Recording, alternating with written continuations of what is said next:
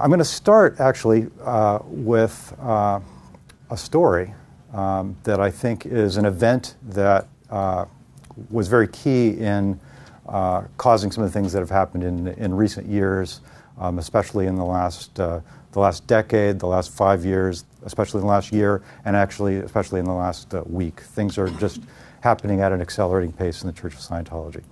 So, first thing you need to know is that Scientology has a set of teachings that are available to the public, and then it has a set of what are called advanced teachings, which are reserved to the privileged few who have paid money and had the required prerequisite teachings. Those are known as the advanced teachings. Those advanced teachings are only kept in a few advanced orgs, they're called, in Scientology. Those are located in Los Angeles, California, in Clearwater, Florida, in St. Hill, UK, and in Copenhagen, Denmark, which is the smallest of the advanced orgs. And that's actually pictured here. That's the Copenhagen, Denmark advanced org. What happened in December of 1983 is that two Scientologists dressed in Sea Org uniforms, looks like U.S. Navy uniforms, came into the org and said, "We demand to immediately see the head of the organization. You are out ethics. You have problems going on here. We need to see your advanced teachings." They were escorted to a conference room, and no one really thought this was suspicious because it's a very common event in Scientology for two Sea Org officers on a mission to show up on your org and tell you all the things that you're doing wrong. So these two Scientologists went into a conference room, were presented with copies of the advanced materials.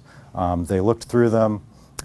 They put 2 copies into a briefcase, and they walked out the door.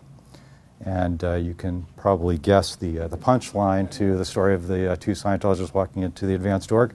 But they were not associated with the Church of Scientology. They were Scientologists who had left the church and were trying to set up their own competing breakaway organization. And they're what Scientology calls squirrels. Squirrels are people who are practicing Scientology without the proper authority of the Church of Scientology. So this event back in 1983 led to an attempt to set up some competing Scientology organizations. These individuals were also affiliated with L. Ron Hubbard's former auditor in Santa Barbara, who had an organization called the Advanced Ability Organization. And Scientology's response was basically a couple of these guys got thrown in jail for a little while, but the secrets that they took were not recovered. But this was kind of the first loss of control over Scientology's secret teachings that we'll see repeated again and again over time. And it's interesting to compare the attempts to form breakaway organizations in the mid-'80s were not terribly successful. They've been a lot more successful recently, and I think part of the reason is the same reason that protests against abuse by Catholic priests were somewhat ineffective in 1992, but then in 2002, the Survivors Network of those abused by priests took off and had ended up with tens of thousands of members. So to understand Scientology, you need to understand that there are at least 3 different kinds of experience in Scientology depending on your relationship to the church. So first of all are what are called public Scientologists. Those are people who have a regular full-time job outside of the Church of Scientology. They are people that are customers of the Church of Scientology. They're taking courses, but they still have some kind of a life outside. And Scientology sees them as a good source of income. Second is the celebrities. Scientology has specifically solicited celebrities since 1955 and had special celebrity centers that give them their own very carefully presented version of Scientology. And they get a very good experience with Scientology, and on some occasions get cheap labor from the Church of Scientology. And then finally, staff. People that are on staff in Scientology are the people who have all the horror stories of abuse inside the organization. They're the ones that work long hours for either no pay as volunteers or at very low rates of pay as full-time employees. But then I want to go back to how this all got started, because L. Ron Hubbard, who was born in Tilden, Nebraska in 1911, he was the son of a U.S. naval officer, and the Church of Scientology says that Hubbard himself claimed to be an explorer, a military hero, a mystic, blood brother of the Blackfeet Indians, a philosopher, a nuclear physicist, and an expert on human nature, but he was actually none of those things that I just listed. He was, however, an adventurer. He was a pulp fiction writer who wrote a large amount of fiction, and he was a teller of tall tales even from his early childhood. One of the things Scientology likes to claim about him is that he was the youngest Eagle Scout ever. The Boy Scouts of America actually keeps no record of who was the youngest Eagle Scout, but he was, in fact, an Eagle Scout at the age of 13. But he was also a college dropout. He was a bigamist. He was convicted of petty theft and fraud, and he was named as an unindicted co-conspirator in a federal case that sent 11 Scientologists to prison. And he built a religious empire worth hundreds of millions of dollars, most likely over $1 billion today. And his writings are now etched in metal and buried in vaults in various places in the desert around the world. So future generations, even if there's a nuclear holocaust, the writings of L. Ron Hubbard will be preserved. Just a few examples to point out the flaws in his claims. So for example, he claimed to be a military hero. This is an example of a... Could you speak a little louder? Yes, an example of a review of his conduct basically says that he acts without forethought as to probable results. He is believed to have been sincere in his efforts to make his ship efficient and ready, not considered qualified for command or promotion at this time, recommend duty on a large vessel where he can be properly supervised. So Hubbard did end up with command of his own vessel during World War II briefly, but he didn't actually see any real action, although he did file a report claiming that he had an encounter with a German U-boat and shelled it. He actually ended up shelling the Coronado Islands, which belonged to Mexico, which was neutral in World War II. He claimed to be a nuclear physicist. He did actually take a course in nuclear physics at George Washington University. The document, it's probably too small for you to read, but it basically says right here, Lafayette Ronald Hubbard has never received any degree whatsoever from the George Washington University. He spent a few semesters at George Washington University. We have his report cards. So we know that he got a D average and flunked nuclear physics. Actually, yeah, there's his F. I really like this picture. It's a little bit unclear, but this is L. Ron Hubbard auditing a tomato plant. Yes, this is a picture of L. Ron Hubbard auditing a tomato plant. And I think I like this picture for a couple reasons. One, because it's funny. But second, because it illustrates Hubbard's methods of how he accumulated things from the popular culture and made them part of Scientology or Dianetics doctrine. This is a story where I tried to trace it back a little bit further. Where did this idea of plants screaming with pain come from? And the earliest thing that I found is a New Yorker story in 1949 by Roald Dahl, the author of Charlie and the Chocolate Factory and James and the Giant Peach. He wrote a story in the New Yorker called The Sound Machine, in which the premise was that a scientist builds a machine and suddenly finds that trees scream out when they're being chopped down, lawns shriek with pain when they get mowed, and things like that. Actually, a recent 14 Times actually has traced it back even further than that. So where did Dianetics come in? Dianetics was first published in Astounding Science Fiction magazine in May 1950. The book Dianetics came out the same month, and the Hubbard Dianetic Research Foundation was actually founded the month before in April in Elizabeth, New Jersey.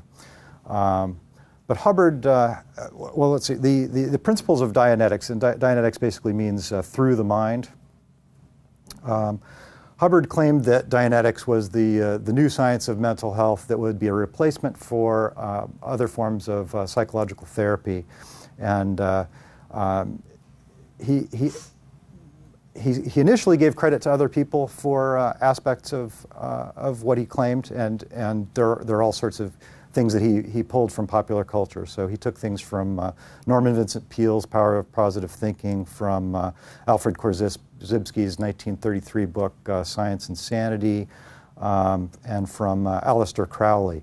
And I'm not going to talk about it, but I'll just make reference to the fact that Hubbard briefly spent some time with Jack Parsons, who is the founder of Jet Propulsion Laboratory, and was also a follower of Aleister Crowley, and they did some occult rituals together. And some of the elements of Crowley's beliefs have been incorporated into Scientology. But subsequently, Hubbard claimed that that it all came to him from out of the blue, and that it was a wholly original creation. But that's true of almost nothing that he actually did. So Dianetics claims that all of our problems are caused by bad experiences that we have that are encoded as engrams in our unconscious or reactive mind.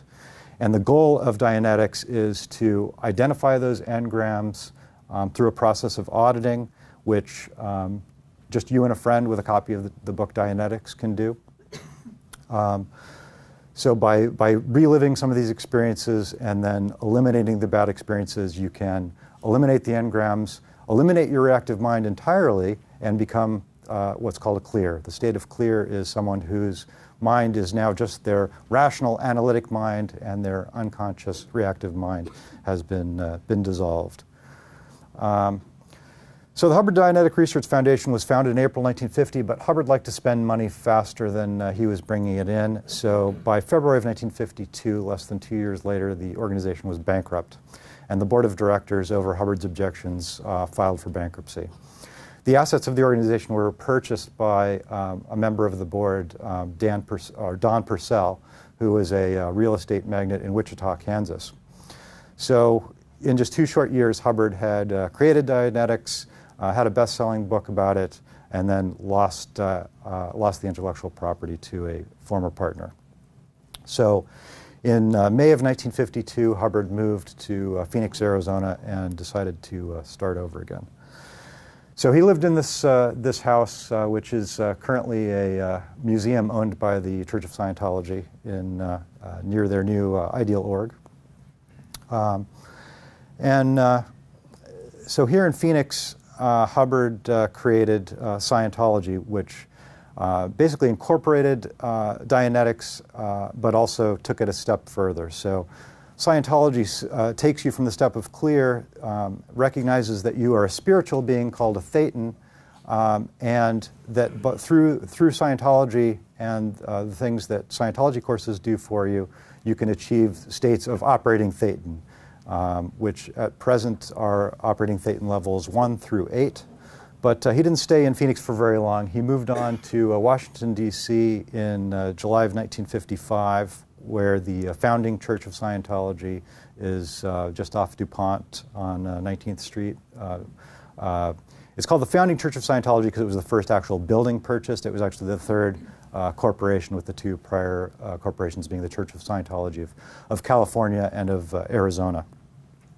In the picture here, this is the Fraser Mansion. This is a little tent that was set up next to it a few years ago, and basically says something can be done about it. And these little flyers are being handed out that say if you're tired and your feet are hurting and so forth, there's something that can be done about it.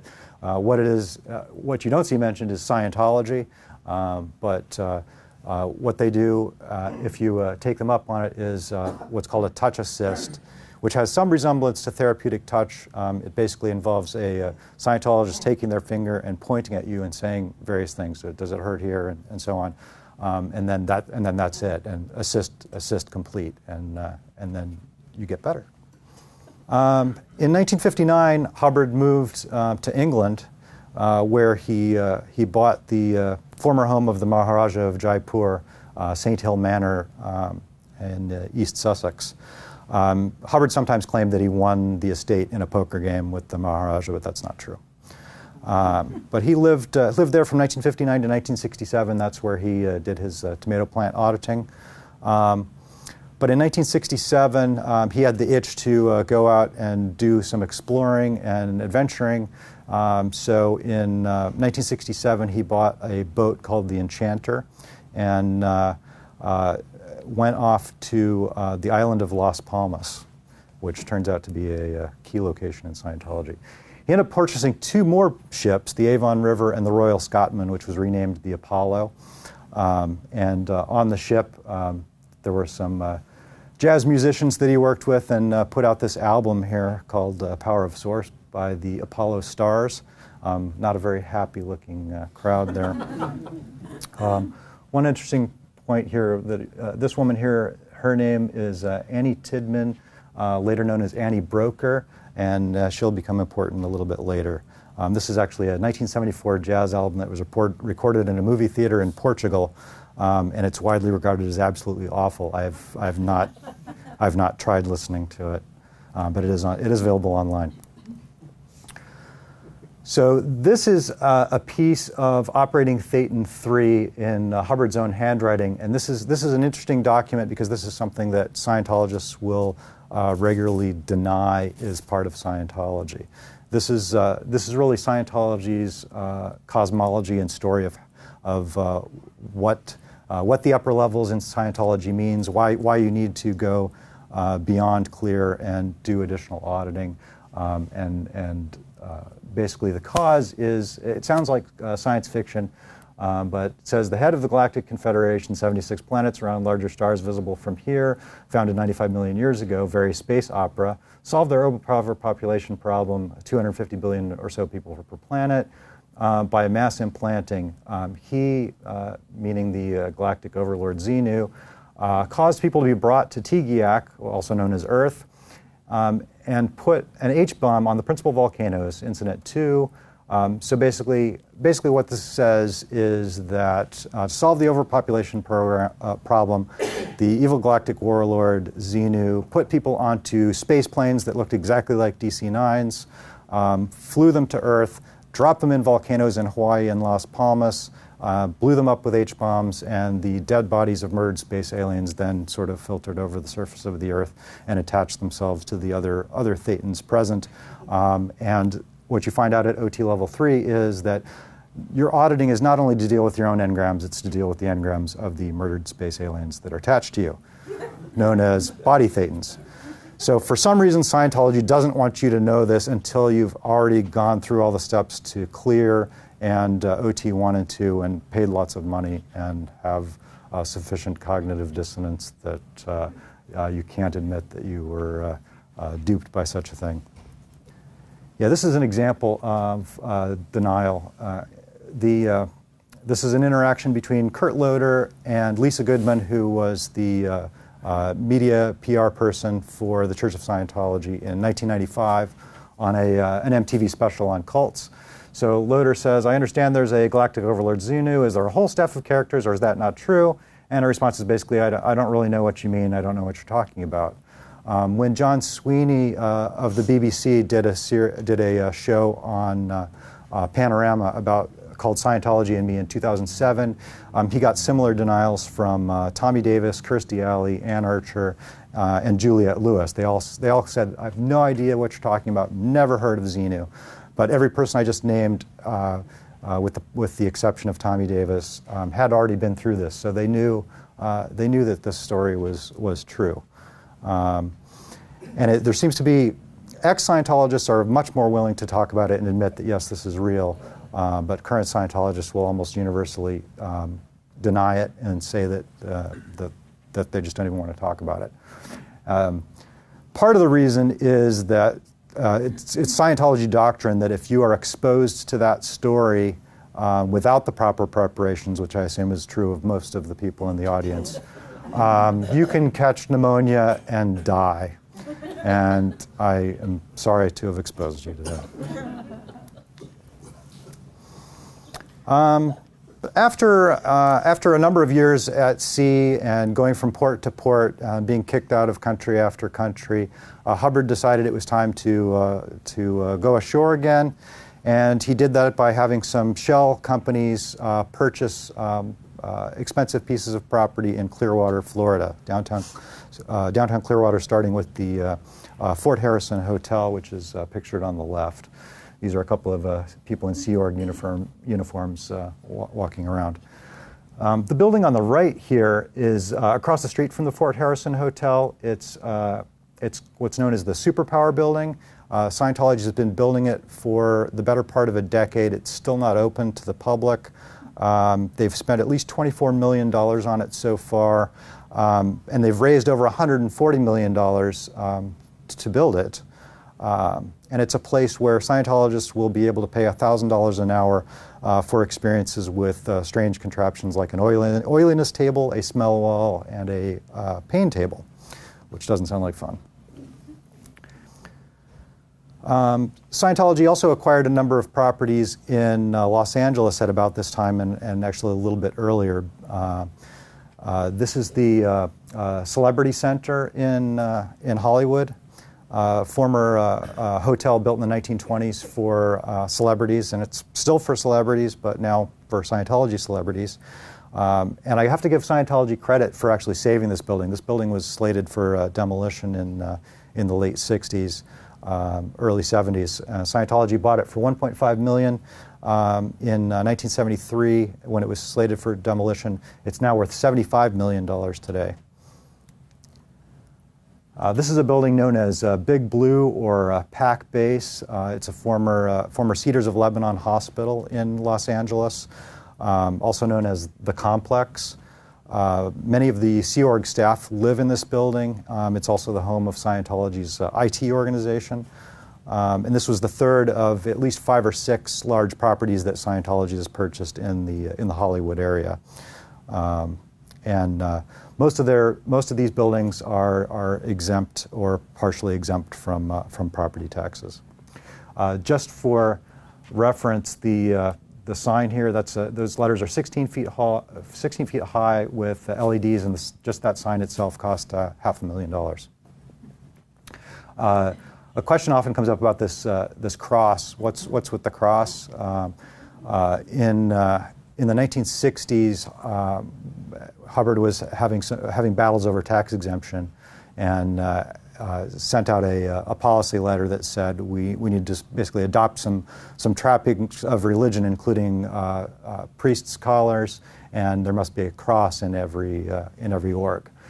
This cross is actually very similar to Aleister Crowley's Rosy Cross. It's basically a cross with these little spikes on it. And then this is another expensive piece of real estate. This is the Church of Scientology in New York City, just off of Times Square, across the street from the Marriott Marquis Hotel. They've had this since the late 70s. This is not a tax-exempt property, and despite multiple fights with the state of New York over that. So Scientology is well known for a number of abuses, most prominently being very litigious against people that criticize them. But their troubles started at least way back in 1963 when the FDA raided and seized their e-meters because of Scientology making medical claims about those. So a label was put on all e-meters as part of the settlement with the FDA. The first sentence of the label on the e-meter says something to the effect of, this device by itself does nothing. And it's electronically, it's essentially a Wheatstone bridge. It's basically measuring, it's like a skin galvanometer, basically. But it's a key component of auditing. Although Dianetics was originally intended to allow any 2 people with a copy of the book to do all the auditing they needed, Hubbard professionalized it and created certifications for auditing and created e-meters that you need to buy to do your auditing with. Another thing that happened was in 1966, in order to combat critics, the Church of Scientology created something called the Guardian Office, also known as Division 20 in Scientology's org chart. that organization was basically responsible for all these operations that are listed here. So people who were in the Guardian office said they were basically playing spy a lot and digging up dirt on critics, running these operations against critics. These first two operations, the first two operations, Operation Daniel and Operation Dynamite in 1972, were against the author Paulette Cooper. Paulette Cooper was a travel writer who first wrote an article for a UK magazine in 1969 about Scientology, and then she turned it into a book called The Scandal of Scientology, which was published in 1972, or 71. That book, by today's standards, is actually pretty mild in its criticism, and it seems like she tries to bend over backwards to say positive things about Scientology. She actually went through low-level courses to experience it for herself and reported on what her experiences were. But Scientology pulled out all the stops, and those two projects involved trying to expose her, dig up dirt on her sex life and expose it to the public. They put her name and phone number on walls to try to get obscene phone calls made to her. And then Operation Dynamite took things up a level. They stole stationery from her home by having someone pose as a solicitor for United Farm Workers, and they forged bomb threats against the New York City org of Scientology in her name. She was arrested. She was thrown in jail. Eventually, the charges were dropped, but it kind of hung over her for years, and it wasn't until 1977 that the FBI discovered that Scientology had actually been behind the whole thing. During that period of time when she was fighting the criminal charges, she was she had a relationship that broke up, and she was befriended by a guy named Jerry Levin. And Jerry Levin ended up becoming her platonic roommate, and she found out in 1977, or subsequently, that he was actually a Scientologist who was reporting back everything that she was thinking and saying on a daily basis. Let's see, Operation Freakout, I mentioned, was also against Paulette Cooper. The intent of that operation, which was not actually carried out, was to get her either committed to a mental institution or thrown in prison for a felony. And again, they went with the forging bomb threats route. But this time, rather than having Scientology as the target, they decided that Middle Eastern embassies should be the target. So they had someone who was going to impersonate her voice and make threatening phone calls, as well as do the bomb threats on paper again as well. The reason it didn't happen is because this here, Operation Snow White, which lasted at least from 1973 to 1976, went bad for them. Operation Snow White was intended to infiltrate U.S. government offices, find out what they were collecting about Scientology, and correct the record or destroy the record. So a couple of guys got, actually more than two people, but several people got jobs, low-level jobs in government offices. Two guys in particular, Gerald Wolfe and Michael Meisner, got clerk typist jobs with the IRS. And then they were infiltrating other offices, including the Coast Guard Intelligence Agency, the DEA, and the DOJ. Wolfe and Meisner got caught in a DOJ attorney's office in 1975 or 1976, and the connection to Scientology wasn't discovered until about 30 days later. But that kicked off an FBI investigation, which led to raids on the D.C. org and the Los Angeles org in 1977. And that ultimately led to 11 Scientologists being sent to prison, including Mary Sue Hubbard, L. Ron Hubbard's wife, who spent 2 years in jail.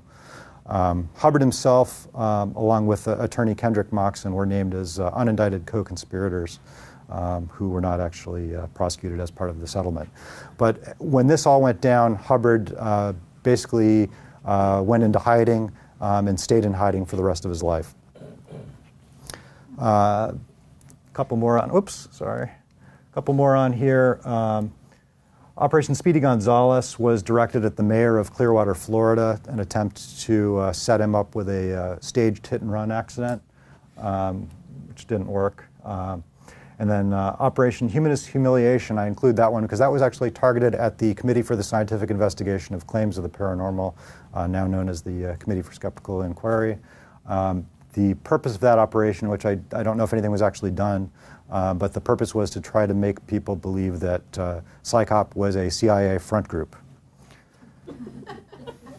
And then ultimately, after the legal case and top 11 Scientologists being sent to prison, the Guardian office was closed in 1983, and the official story by Scientology is that we got rid of all those bad people, we reformed the organization, and we don't do that stuff anymore.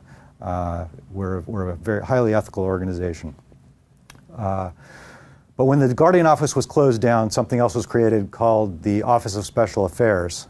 And you recall I told you that the Guardian office was also known as Division 20. The Office of Special Affairs is Division 20. So there's just a whole bunch of policies in Scientology that are associated with claims of abuse. Lawsuits, of course. The fair game policy I'll talk about more shortly. Dead agenting, which is the idea that you discredit your critics by collecting dirt on them and publishing it and making them into a dead agent. Disconnection, which is a very common cult practice to require that people no longer have associations with people outside of the organization who are problems. Baby watch, which I'll tell you more about shortly, that's basically a treatment for people that have psychotic breaks while undergoing Scientology treatment. The idea that homosexuality is low-toned. Scientology has something called the tone scale, and the higher you are on the tone scale, the better. So being happy and satisfied are things at the top. Being angry and upset are low, and also down low is being homosexual. Knowledge reports, which Scientologists are encouraged to file knowledge reports on other people that are causing problems. Pressure for abortion, especially in the Sea Org. People report that they've been pressured to have abortions. The Rehabilitation Project Force, which is if you do something wrong in Scientology and get assigned bad status, you can get put on the Rehabilitation Project Force, where you're forced to wear overalls, have a dirty rag tied around your arm so that everyone knows that you're in the RPF. You're not allowed to speak to anyone else. You have to run from one place to another. You do hard physical labor, and then ultimately you improve your statistics and are able to get off of the RPF. Oops, pressing the wrong button. The whole, I'll say more about later. Touch Assist, I've already mentioned. The Purification Rundown is part of their drug treatment program, which involves niacin injections and sitting in a sauna. Scientology has a program called Narcanon, which I won't talk about, but I can answer questions about it. Xenu already mentioned. And the doctrine of exchange I mentioned because it's one that most Scientologists don't know about themselves. And that's because the doctrine of exchange is a doctrine that was important for Scientology's legal case with the IRS. The idea is that the reason that people have to make donations to the Church of Scientology in response to the services they receive is because of this doctrine of exchange, that you can't accept a gift or give a gift without there being some kind of compensating exchange in the other direction. And this is an example of some sections from Hubbard Communications Office policy letters. Hubbard wrote tons of these policy letters, which were printed in either red or green ink and published in volumes that were bound in the same colors. And basically gave you all the doctrines that staff need to comply with, as well as Scientologists. So the defense of anything is untenable. The only way to defend anything is to attack. And if you ever forget that, you'll lose every battle you are ever engaged in, whether it is in terms of personal conversation, public debate, or a court of law. Never be interested in charges. Do yourself much more charging, and you will win. And you see this tactic used all the time. Rather than defend against an actual charge, there's always a new charge against the person who's making the attack, even if it's an ex-Scientologist who was the number 2 person in the organization for a 30-year period. It's the same response. The purpose of the lawsuit is to harass and discourage rather than to win. The law can be used very easily to harass, and enough harassment on somebody is simply on the thin edge anyway, will be generally sufficient to cause his professional decease. If possible, of course, ruin him utterly. And then enemy, SP, or suppressive person, order, fair game, may be deprived of property or injured by any means by any Scientologist without any discipline of the Scientologist, may be tricked, sued, or lied to, or destroyed. Now this is that for some reason has given Scientology a bad rap. So in response to that, if you ask a Scientologist today, what's with the fair game policy, isn't that kind of an unethical thing for a religious organization to do? Their response will be that the fair game policy order was canceled. There is indeed a Hubbard policy letter that is titled The Cancellation of Fair Game. Within that policy, it says, this policy letter does not cancel any policy on the treatment or handling of an SP.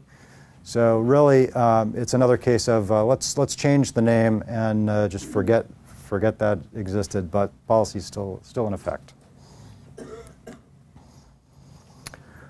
So Hubbard was in hiding, mostly in California, and he died in an RV on this ranch in Creston, California, which is still a church property today. This logo here is the logo of a corporation called the Church of Spiritual Technology, and that's the corporation that's tasked with preserving the works of L. Ron Hubbard for eternity. So there are various places on the earth where you see this symbol, and there are vaults underneath where his works are buried. So before Hubbard died, he used something that he had actually created in the Sea Org as a layer of protection between himself and the church organizations. And back when he was on the ship, he created something called the Commodore's Messenger Organization, which was mostly young adolescent girls who would speak on behalf of L. Ron Hubbard to deliver his orders to various people on the ship, get responses, and bring them back. And they would actually do things like imitating his manner of speaking and try to make sure that they repeated his words exactly. So they ended up, in effect, exercising power on behalf of Hubbard, and many of them enjoyed that. And several of them ended up as continuing to be this layer of insulation between Hubbard and the operation of the church. The main 3 people were Pat and Annie Broker, who were a married couple. It was Annie Tidman that was in the Apollo Stars album cover, and her husband Pat, and this gentleman here, David Miscavige, who is the current head of the Church of Scientology. Now, when Mary Sue Hubbard went to prison,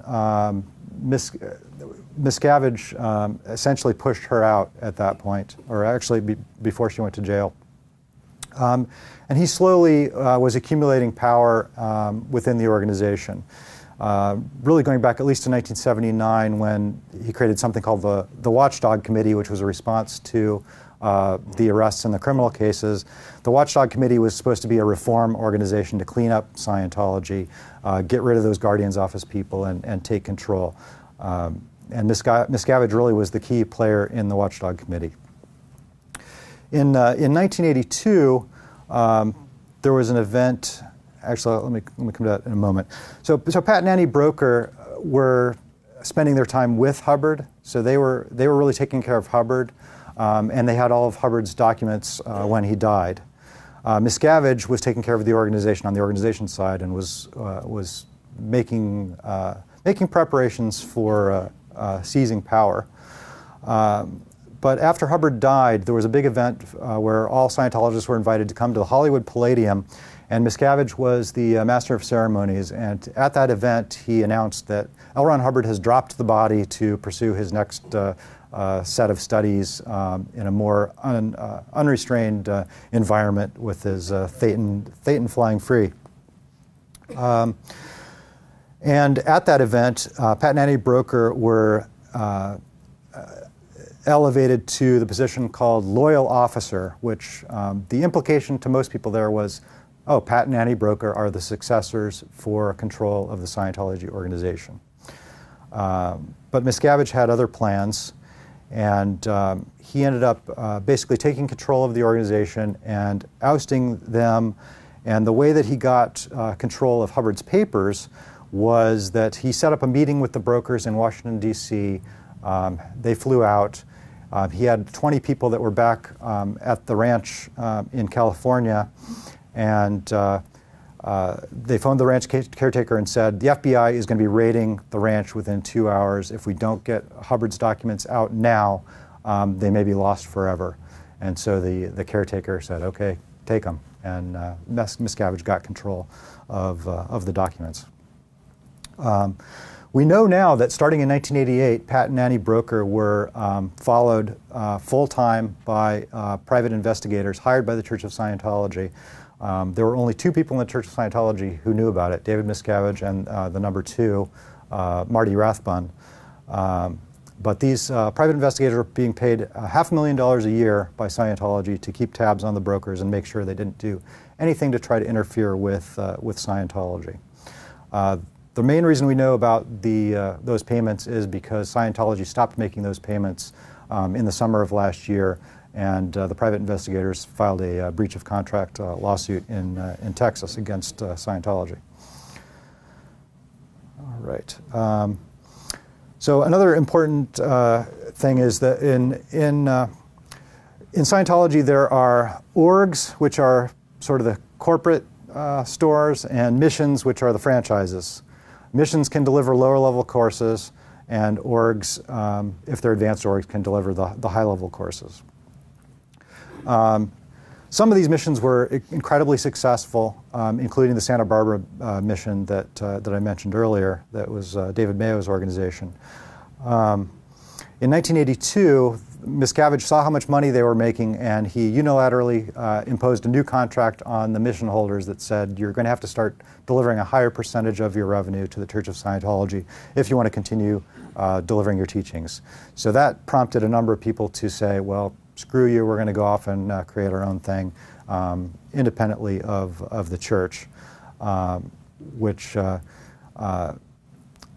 ultimately became what's called the free zone. So a number of Scientologists in Germany and other locations created something called the free zone, which was delivering Scientology teachings quietly in the background. The ones who were more visible, like the Advanced Ability Center of David Mayo, ended up getting harassed and sued into oblivion and shut down.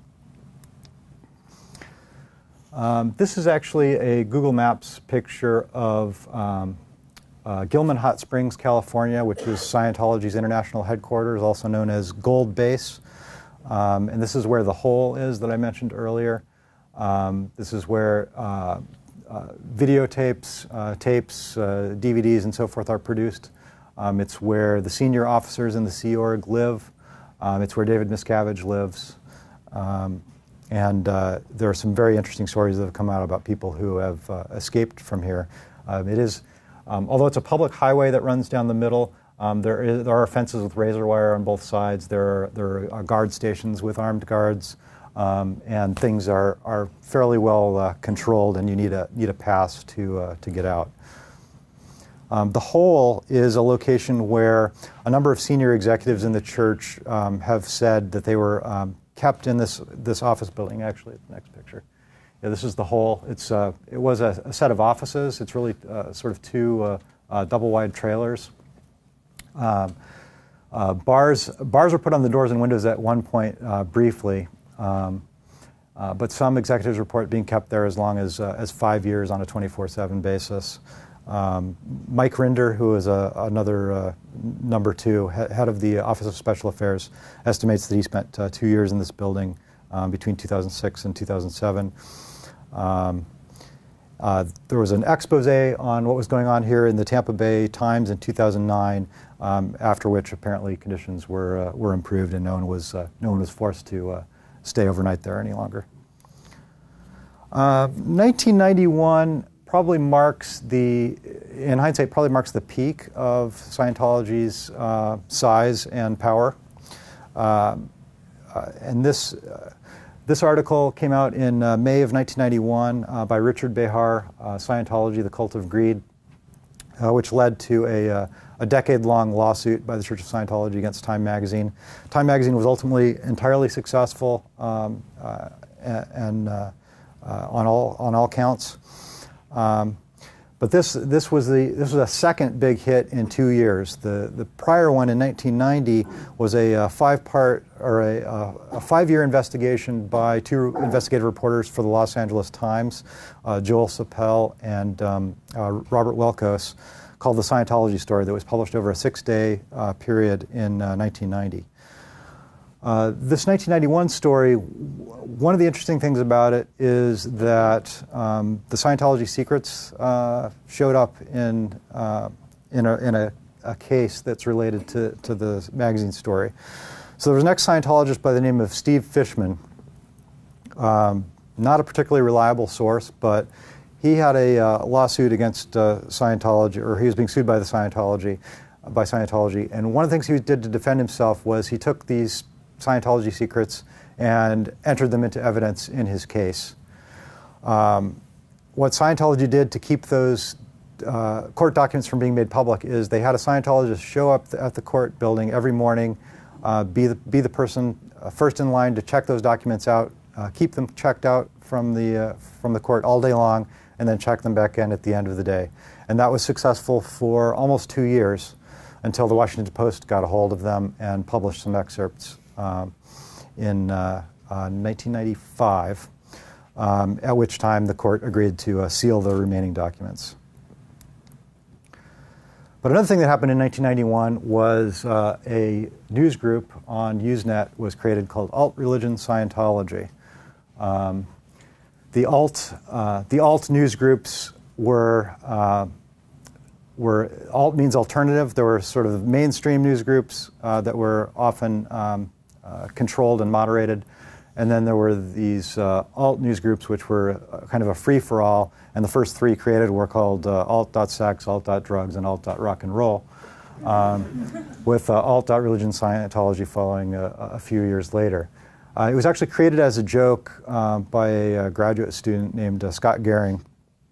And he actually forged the name of David Miscavige on the news group creation message. So the group appeared to have been created by a person named David Miscavige. And nothing exciting really happened on that news group for a while, except that in the early 90s, some of the people from the free zone started discovering it and using it to talk amongst themselves. And then Scientology discovered it in 1994. And another case where the print is a little bit too small, but this email was actually posted on the news group. The news groups were kind of a distributed bulletin board system. So there were lots of servers worldwide where the same sets of messages were circulated throughout.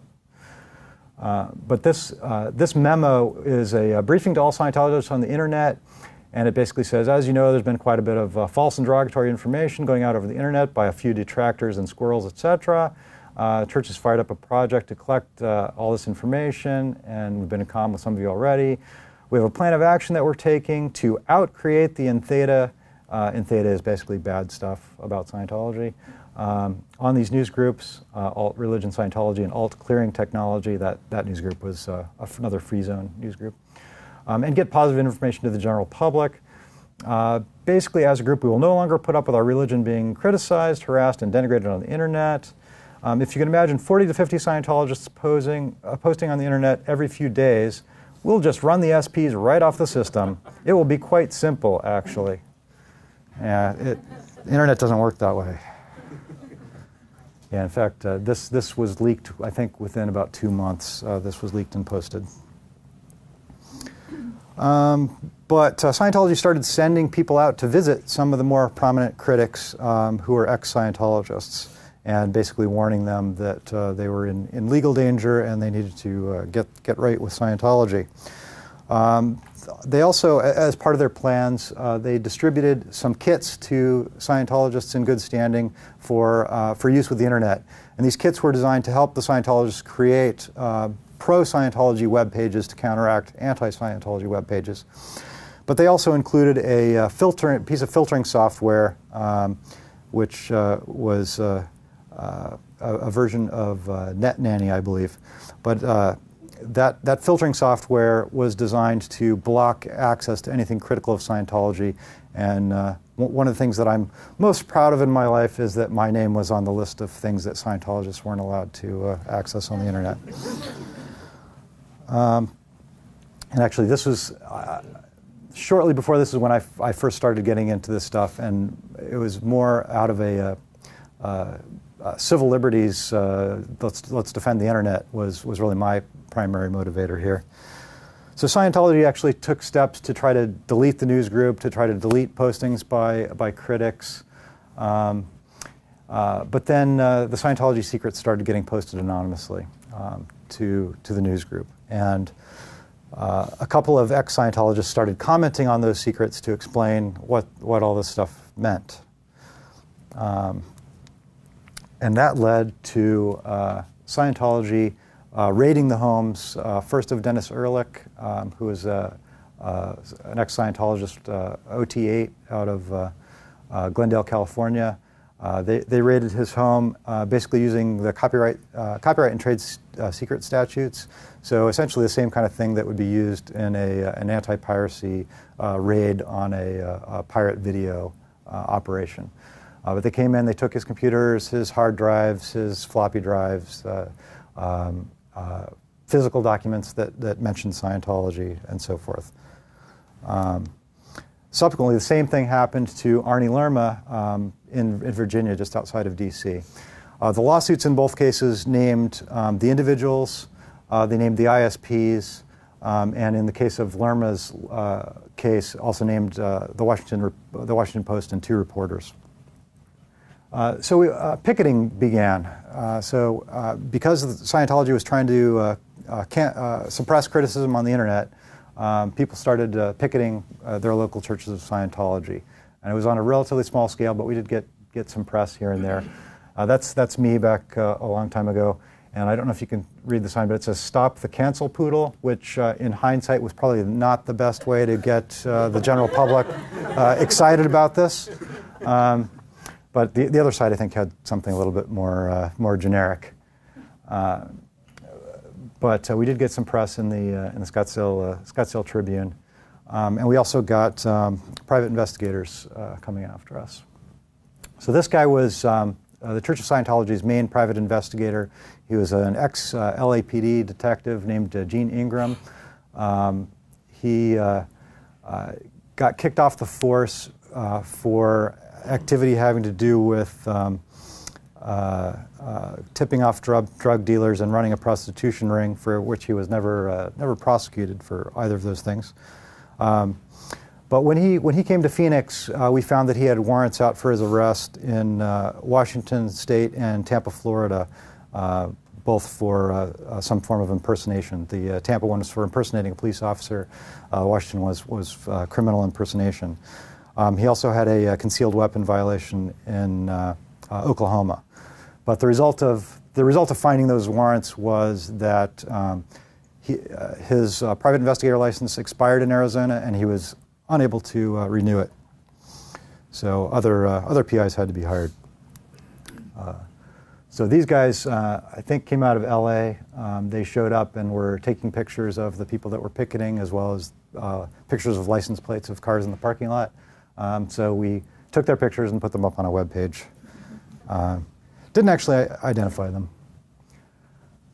This guy, Bruce Pettigrew, was a member of the Humanist Society of Greater Phoenix and was one of the more long-term picketers. And the reason he has a piece of tape over his mouth there is because they did use a legal process against him. They got a temporary restraining order against him by claiming that he had been shouting and disrupting Sunday services. And I was at the hearing, and due to the way the hearing went, he wasn't able to rebut their claim that they have Sunday services. The judge was clearly under the impression that, oh, there's a congregation in pews on Sunday morning that are being disrupted. Well, first of all, he wasn't shouting, and second of all, there are no Sunday services to be disrupted. Scientology is really a one-on-one auditing relationship, more like going in for therapy. This woman here, can't really see in the picture, but this woman is the head of the Office of Special Affairs for this Mesa, Arizona org, and she's pointing at me saying, don't stop or you'll be sued. Okay, OT7. It became a badge of honor for people on the internet to get a lawsuit threat from the Church of Scientology. And the easiest way to do that was to post these two lines, which many people put into their signatures of every post. So it says, find some plants, trees, etc., and communicate to them individually until you know they have received your communication. So first half's easy, second half's a little more difficult. Go to a zoo or a place with many types of life and communicate with each of them until you know the communication is received and, if possible, returned. So a little Dr. Dolittle action there. Yeah, so this was amusing. It was a quick way to get 50 points on the scale for lawsuit threats, and the lawsuit threats would come in email either from a lawyer named Helena Coburn, which were known as Coburn-grams, or from an attorney known as Ava Paquette, and those were known as Avagrams. So getting a Coburn-gram or an Avagram was a badge of honor. But before the end of 1995, the judge in Arnie Lerma's case had basically come to a decision on the case. The case against the Washington Post was tossed out of court. The trade secret claims were tossed out of court. The ruling was basically if your trade secrets are posted all over the internet, they are no longer secrets. But the copyrights were upheld. So taking large amounts of information from the Church of Scientology and reposting it verbatim is a copyright infringement. So Arnie Lerma was found liable and ordered to pay damages of $2,500 for 5 instances of non-willful infringement, which is getting off with a slap on the wrist compared to what happens with the RIAA and the MPAA. So things kind of died down for a while until the Lisa McPherson case became public, which happened in '97. Now you see, she died in the care of Scientology at the end of 1995, but no one made the connection between her death and Scientology until almost 2 years later. And the main person who discovered that and made it public was my co-author for my earlier article in Skeptic magazine, Jeff Jacobsen. And he heard about it from a detective with the Tampa police, and then started asking questions about it online, which led to a series of stories in the newspapers, which started digging up the details. And the details behind the scenes didn't come out until just a couple of years ago. The best account of that is in Janet Reitman's book, Inside Scientology, which reports on what exactly happened to her. But essentially, she died in their care while under the baby watch, which is the treatment for psychotic break, and was found to have bug bites all over her body and be dehydrated. She was taken to, and declared dead on arrival, she was taken to a hospital that was not the closest or the second closest or the third closest hospital to the Fort Harrison Hotel. It was the fourth closest hospital. And the reason she was taken there was because there was a Scientologist as an MD on the ER staff at that hospital. But this led to criminal charges against the Church of Scientology in Clearwater, and it led to a civil suit from her family. The criminal charges ended up being dropped when the medical examiner changed her report from saying undetermined to accidental death. And then the civil suit, that kind of took the wind out of the sails of the civil suit, but it was settled with terms undisclosed. And then something called the Lisa McPherson Trust was set up in 1999 in Clearwater by a multimillionaire who learned about all this stuff online and decided to become active. That lasted for about 2 years and was basically taking things to the streets in Clearwater, where Scientology is very active. But that multimillionaire kind of found himself in an awkward position with Scientology and ended up having to shut everything down. And then things really did quiet down online from about 2003, 2004, up until 2008. And I kind of characterized the part that came before, starting in the early 90s, was Scientology's war on the internet. In 2008, it was the internet's war on Scientology. And what happened was that there was a video that Tom Cruise made for an event, Scientology event, that ended up getting posted to the internet years later, in 2008. And Scientology started going after the people who were posting the video. Gawker Media got a hold of it and put it up on their website. Scientology said, take it down or we'll sue you. And Gawker said, go right ahead, we're not taking it down. And Anonymous, which is, I'm not going to go into the history of Anonymous, but I can give you pointers to getting that history if you want it. But Anonymous declared war on Scientology, created something called Project Chanology, and started organizing protests. And where the picketing that we did in the mid-90s, I think at its peak we had maybe a couple hundred people worldwide picketing churches of Scientology. The February 10th, 2008 protests by Anonymous had more than 7,000 people worldwide picketing their local churches of Scientology wearing Guy Fawkes masks. And subsequently, there have been accelerating defections. This woman, Tori Kreisman, was an active public Scientologist who also did some volunteer work for the project to combat critics on the internet. She made the mistake of actually interacting with critics one-on-one, and her interactions with Andreas Heldal Lund, who's a critic in Norway who runs Xenu.net, she decided that he seemed like a nice guy and he had some valid points, and that there really were free speech implications of what was going on. And she ended up deciding that she had to leave the Church of Scientology. In 2005, South Park's episode Trapped in the Closet aired, and basically had a little animated story of Xenu with the little caption, "This is what Scientologists actually believe," similar to their takedown of the Mormon religion. We now know, as of the end of 2011, that Scientology was very unhappy about this, hired private investigators to go after Trey Parker and Matt Stone, go after their friends, find out who their friends are, try to dig up any dirt they could on them, but nothing actually ever came of that. I mean, they did find out who their friends were and tried to dig up dirt, but they really couldn't find anything to use. In 2006, Janet Reitman's Rolling Stone article, Inside Scientology, came out. This is notable because it's one of the most prominent critiques of Scientology in a major publication that didn't lead to a lawsuit. And then ultimately she turned this into a book that came out in 2010. It's by far the best introduction to history of Scientology that kind of brings things up to date as of 2010, although a huge amount has happened since then. This guy is Marty Rathbun. He was the number 2 in Scientology under David Miscavige up until 2005 when he left. His title was Inspector General of the Religious Technology Center. He was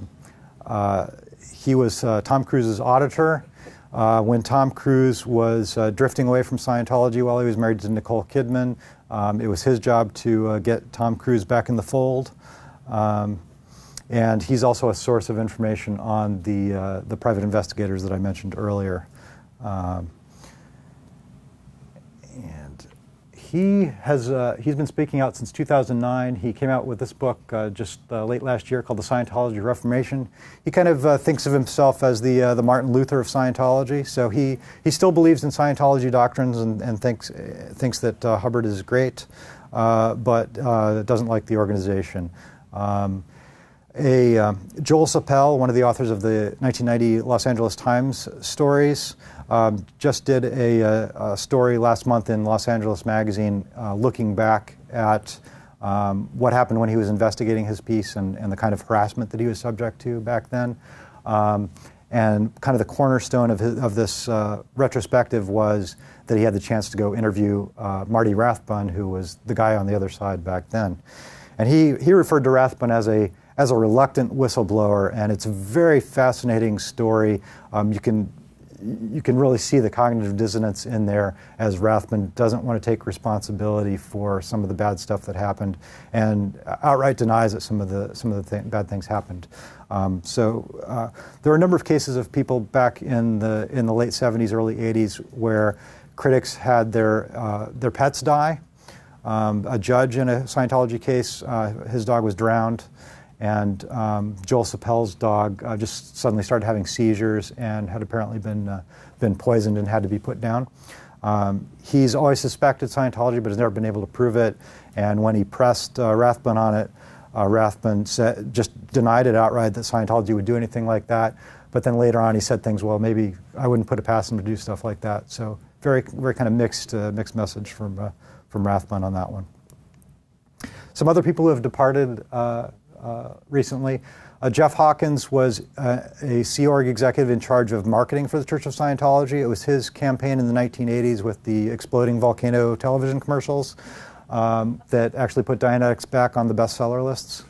And he's also been he wrote a story of his time in Scientology called Counterfeit Dreams, which he originally published as a series of blog posts. So you can read the whole story on his blog.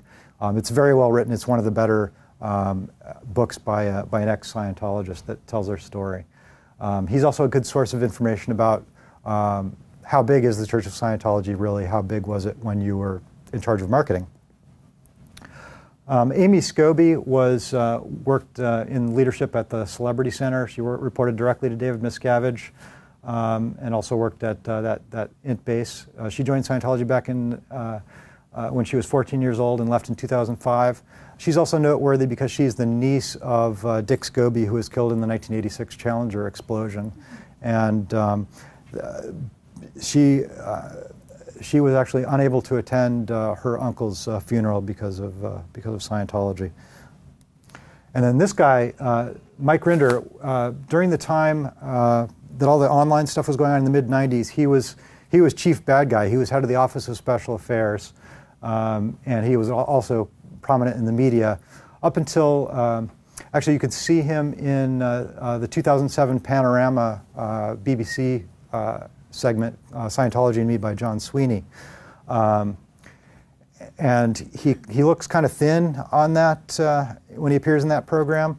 And what he says now that he's out, is he had been in the hole before that time and living on a diet of beans and rice and running around and so forth. So he had become very thin as a result of that. Looks a little healthier now. And he has been speaking out since 2009. And he, like Rathbun, is an advocate of independent Scientology, practicing Scientology outside of the authority of the church. Now we get into some more interesting ones. Jenna Miscavige Hill, who's the niece of David Miscavige. Her parents got out back in 2000, and then she just got out in 2005. She co-founded an organization called ex-ScientologyKids.org that has a website and online forum to help kids get out of Scientology. And she has a book that is coming out on February 7th called Beyond Belief, My Secret Life Inside Scientology and My Harrowing Escape. The next one, John Brousseau, was at one time David Miscavige's brother-in-law. And he spent 32 years in the Sea Org, just started speaking out last year. He did a lot of work for celebrity Scientologists. He was kind of both a handyman and able to do things like car customization. So he did a custom SUV for Tom Cruise. Ron Miscavige Sr., David Miscavige's father, just left in the summer of 2012. And then L. Ron Hubbard's granddaughter also left last year. Some celebrities who have departed. Jason Begay, who was in for many years, left very unhappy in 2007 and in a noisy manner started making YouTube videos about his experience and trying to get other celebrities to get out. He's probably best known for being in G.I. Jane with Demi Moore, and he has a recurring guest role on Californication with David Duchovny. This guy here is Paul Haggis, Oscar-winning director of Crash. He left after 35 years because apparently he never came across the anti-homosexuality aspects of Scientology. I don't know how that's possible, but the thing that really upset him was Scientology's support of Proposition 8 in California. And his story was told in a 2011 New Yorker story called The Apostate by Lawrence Wright. Lawrence Wright started turning that into a book, initially about Paul Haggis, that ended up being a lot more about Tom Cruise and the other issues in the church. That book just came out 2 days ago, called Going Clear. And I'll say a little bit more about what Scientology has done in response to that. But the other woman here, her name is Nazanin Boniadi, and she's a Scientology OT8 who also just got out and has not been speaking out publicly, but her story was just told in the September issue of Vanity Fair last year. She was the person who was selected by Scientology to be the next Mrs. Tom Cruise prior to Katie Holmes, and she spent 3 months living with him, but she did not get along with David Miscavige, which is an essential requirement for Mrs. Tom Cruise, and so she was let go. The Scientology actually broke up on Tom Cruise's behalf with her. Another celebrity who has clearly left, although hasn't really spoken out publicly aside from writing a song about it, is Lisa Marie Presley. Her latest album has a song with some lyrics that are pretty clearly criticizing the Church of Scientology. And I'm sorry, it's even too unclear for me to read, but it's lines along the lines of fair weather friends and counterfeit religion and things like that. This woman has probably been more damaging than anyone else in the last slightly more than a year. Debbie Cook, she was the face of the flag service organization for the Sea Org. So she was in a lot of recruiting videos for the Sea Org that were used internally in Scientology. She's been out for a while, or she's been out of the Sea Org for a while, but was still a Scientologist in good standing when she sent an email on December 31st of 2011 to 12,000 Scientologists that are still in the church, which might be almost all of them, as I'll point out shortly. And Scientology's response was to sue her 27 days later for violating a confidentiality agreement since she had been a former Sea Org employee. That's the fastest, it ended up being one of the fastest settlements of a lawsuit I've ever seen with Scientology. Usually they like the cases to drag on for a long time and be very painful. She was sued on January 27th. It was settled in April, shortly after she gave testimony in open court in Texas, in which she basically talked about physical abuse, talked about what was going on in the hole, and then it was going to be Scientology's turn to testify, and they apparently decided they did not want to do so. So her letter was really aimed at Scientologists that are inside, that believe in Scientology. So she was basically quoting chapter and verse from Hubbard policy letters about how current Scientology practices for collecting funds are contrary to policy. This guy is was head of the mission in Haifa, Israel. It's the largest mission in Israel. He took the entire mission and said, "We're leaving the Church of Scientology and we're going independent." All right. So, as I wrap up, there's counter evidence to all these departures, and Scientology has been opening ideal orgs, what they call ideal orgs, which is basically paying cash for a piece of property in prime real estate in major cities across the United States. They've opened 34 of them since 2003, and they say they've got 60 more that are in process. And just a few days ago, you may have seen The Atlantic had an advertorial from Scientology about how Scientology is growing and opening all these ideal orgs, and they had about a dozen of them that they showed the pictures, including this one that just opened in July in Phoenix. That advertorial, they paid $50,000 to The Atlantic for that. Huge backlash against The Atlantic. They pulled the advertising. It's another case of Scientology kind of doing something that totally backfires on them. But the timing suggests that they were trying to distract from two things that also happened in the last week. One was Nancy Manny is an ex-Scientologist who used to be with the Guardian office, who worked as a spy for Scientology and also ran the Celebrity Center. She wrote a tell-all book that came out a few years ago, which was just turned into an hour-long documentary on the Investigation Discovery Channel, which just aired on Thursday night. And then Lawrence Wright's book, Going Clear, which just came out 2 days ago. So, but if you looked at the Atlantic advertorial, the first link on the upper right was actually a short review of Lawrence Wright's book. So it was a good move. So these ideal orgs have been opening, and they are paying cash for them. They are nice properties. I compared, this is the new facility and the old facility. I thought maybe because the old facility is a 3-story and the new one's 2-story, maybe they downsized a little bit. No, they didn't. The square footage of the new facility is about twice the square footage of the old one. The old building was a $1.9 million building. The new building is a $5.8 million set of buildings. Basically what they're doing is they're getting Scientologists in the local areas to contribute cash so that they can buy these with cash. And they say we need more than the purchase price because we also have to be able to maintain it.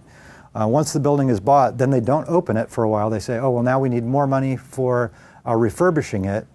It's kind of like what they're doing with the Superpower building on a smaller but more distributed scale.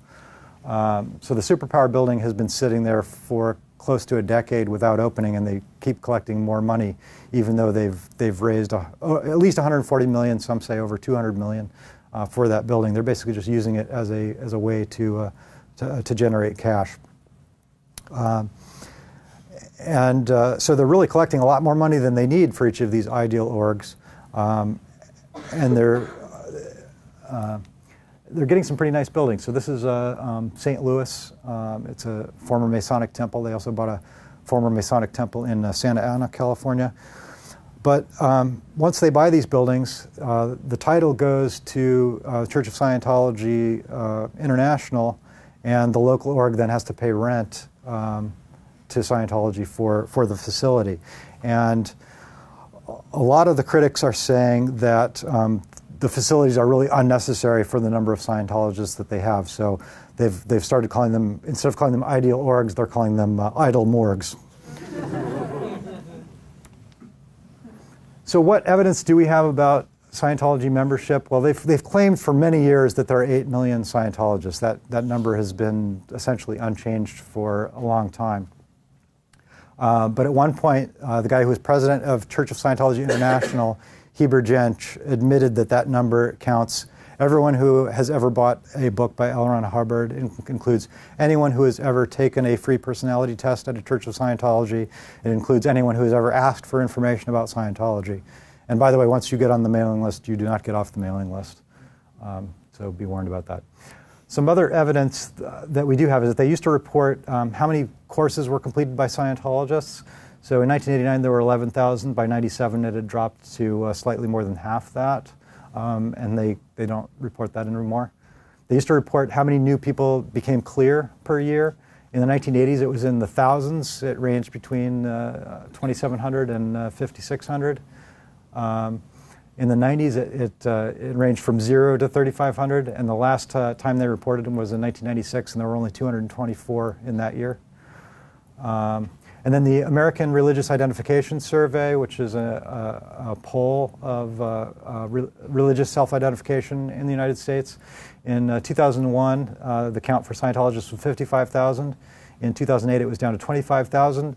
although you have to take that with a grain of salt because the margin of error is so high that it almost swamps that difference between them.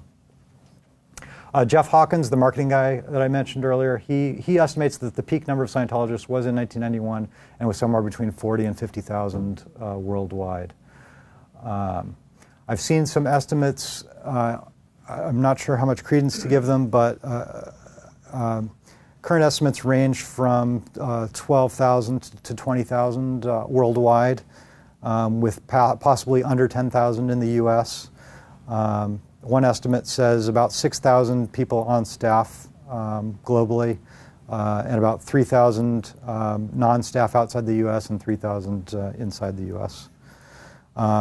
It's notable that the major Los Angeles events are held at the Shrine Auditorium, which has a capacity of 6,000. They haven't needed a larger facility. In Clearwater, Florida, they use Ruth Eckerd Hall, which has a capacity of 1,200. They haven't needed a larger hall. So there's some indirect evidence. Those are the two largest locations for Scientologists. And then the last item here, there's a wiki page from Why We Protest of ex-Scientologists who are not just ex-Scientologists, but are ex-Scientologists who are speaking out publicly. That list just went over 2,000 names at the end of October of this year. So that's a pretty high percentage of the peak total. So in conclusion, I think that there's been a clear decline in the Church of Scientology, both in terms of the things that we can measure and some of the more qualitative things like how actively they go after their critics and what happens to them. And I think independent Scientology has really been a key factor in the decline. So they were the source of exposing the secrets. The rise of the internet has allowed these ex-members to get in touch with each other and to allow people that are still inside to obtain mutual knowledge that there are other people that have problems and what those problems are. And now there's a critical mass of people who are still Scientologists but are outside the church, so that there's kind of you don't have to worry about complete disconnection and abandoning everything. You kind of have a way station or a halfway house that you can try out on your way out. And I think probably most people who do make it halfway out do end up subsequently going all the way out. But ironically, it may be that Scientology's inability to control information about itself as a result of both the internet and independent Scientology may actually make it more persistent in the long run, because now it can adapt and it may be the closest competition to Scientology may end up being what survives. But Scientology does have a long way to go before it's going to collapse. There are rumors that their cash reserves are in excess of $1 billion, which will last quite a while. But they've been reaching out to new markets as well. So one thing that's happened is they've really been reaching out to African Americans and have been teaming up with the Nation of Islam, which is another kind of UFO cult organization. They found that they have some commonality, and in 2010, Louis Farrakhan had a bunch of his members of Nation of Islam come to headquarters for training in Dianetics, and he encouraged all of them to obtain auditor certification in 2010. Some more recent things have been happening with Scientology and Nation of Islam working hand in hand, including with they sort of took over a charter school in Dunedin, Florida, and drained it of cash, and it has filed for bankruptcy, and there's been some stories on that lately. So then finally, I just wanted to point out a few of Scientology's organizations. On the left side are the things that are officially Scientology organizations. So the Religious Technology Center controls their copyrights. The Church of Scientology or International is the main delivery organization. Author Services manages Hubbard's copyrights on his non-Scientology material. Church of Spiritual Technology is preserving his works. Bridge Publications is the publishing arm. Golden Era Productions does their videos. But then on this side are Scientology front groups that are not so outspoken about the Scientology connection, so it's good to know about these. Citizens Commission on Human Rights is an organization designed to combat abuses by psychiatry. They operate a museum in Los Angeles that's just a bunch of attacks on psychiatry. That organization has offices throughout the country. The office in Arizona got some legislators in the Arizona legislature to sponsor a bill on their behalf. Ended up dying, but it was interesting. The attempt was certainly interesting. The Association for Better Living and Education has a number of subsidiary groups. Applied Scholastics, trying to get Hubbard technology into public schools. Criminon, a prison ministry. Narconon, the drug treatment program, which has been having some serious problems in Oklahoma with some people dying there. The Way to Happiness Foundation. The World Literacy Crusade was really how the Nation of Islam got pulled in. The World Literacy Crusade was run by a former Baptist minister named Alfredi Johnson, and he ended up befriending Louis Farrakhan and pulling those guys in. The Volunteer Ministers Association, these are guys that wear little yellow jackets and go to disaster scenes to help people by doing touch assists. They showed up at Ground Zero in New York City. The Drug-Free Marshals is kind of Scientology's version of the DARE program. And then Citizens for an Alternative Tax System, kind of a fair tax kind of organization. So they're trying to reach out into some political areas as well. And just some resources. Online, the best way to stay up to date with what's going on like right now is Tony Ortega's blog, tonyortega.org, former editor of the Village Voice, who's now working on a book on Scientology. He's probably done more than anyone to report on a day-to-day basis what's happening inside Scientology. Xenu.net is a great source of Scientology's secrets if you want to know more details. Dave Turetsky's Secrets of Scientology page. He's a computer science professor at Carnegie Mellon who has a good page on that. And if you want more information on Anonymous in Scientology, Jeff Jacobsen has an article called We Are Legion online that is a good recounting of that. And then book-wise, Janet Reitman's book, I can't recommend that highly enough, Inside Scientology. Jeff Hawkins' book I already mentioned. John Atack's book, before Reitman's book, was the best introduction to Scientology from a critical point of view. And then Russell Miller's Barefaced Messiah is the best biography of L. Ron Hubbard. I haven't put Lawrence Wright's Going Clear up there yet because I haven't read it yet, but I'm sure it will get on that list. From what I hear, it's very, very good and brings things up for the last 2 years. So at that point, I will take any questions. Lots of hands. Thank you. Gentleman in the front. From top to bottom in the organization, given whatever amount of knowledge people have about the discipline, how much do they actually believe, and how much of it is scamming? How much of it is for personal finance, for power, for whatever, or just the feeling of a cult and being in it versus actually belief in the discipline? And how do they get past telling people about Xenu and Thetans and not having them having their heads explode and run out the door? Well, that apparently happens. But my opinion, based on the Scientologists I've interacted with and the ex-Scientologists I've interacted with, is that far and away, most of them are sincere believers. I haven't met one yet that I think was a scammer, or that gave the opinion that it was being run by scammers. They do think that Miscavige is kind of twisting the word of Hubbard and using it for personal gain.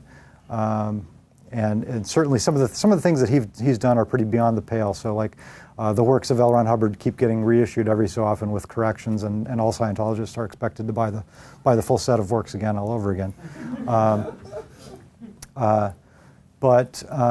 And then how do people get in? That really varies. The front groups will all try to get people in. So drug rehabilitation is one common way.